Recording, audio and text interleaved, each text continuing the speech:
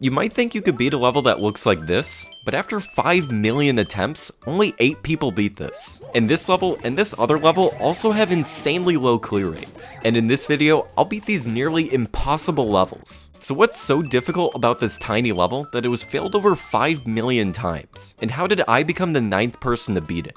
Well, after you dodge this fire bar, you have to do one of the hardest jumps ever designed, and you have to do it twice in a row. Luckily, there's a secret to do the jump with some amount of consistency. The Nintendo Switch has a hidden feature where you can zoom in and line Mario up to an exact pixel. By standing exactly 3 blocks away from the spike gap, you can time a ground pound to line up perfectly in between the spikes with some level of consistency. So I need to do my setup, but there's a fire bar in the way here. But luckily, you can still do it from the right side of the level. So I do my setup and ground pound on the perfect frame to get a hidden coin. And my setup also works from the flagpole for this one too. So I line up a second pixel perfect jump to grab the other coin, and I beat the level. But this next level took me 10 hours longer to beat than that one. I'll slow down some parts so you can see what's happening, and then play it at full speed. I run and throw this POW block at the thwomp. I stall midair on the falling platform, spin on this bob-omb so I can grab and throw it to activate this switch, and it changes these blocks as I pass through the saws.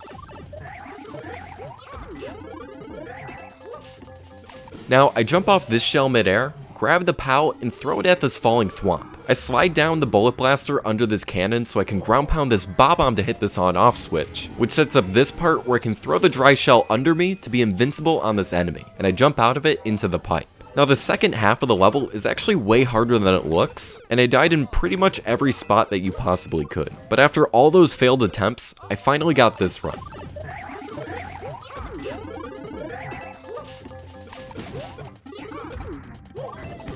And although this level design is crazy, this final level destroys itself as you play it.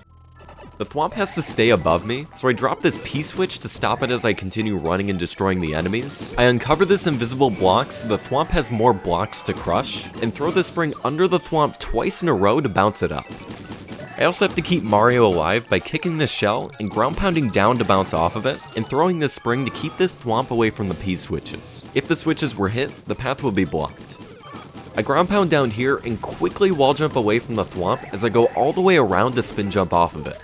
And here, I uncover these invisible blocks, which makes the thwomp hit them and delays the thwomp from reaching me. I throw this shell so I can bounce off of it down here, and now, I throw this P-switch so it stops the thwomp in perfect position for me to land on, so I can enter the pipe. And whenever I achieve something like beating hard levels, I like to celebrate by putting something up on my wall that symbolizes my achievement. In the beginning of the first level, all of these 1-up mushrooms form the shape of a fish, so I put a fish on my wall.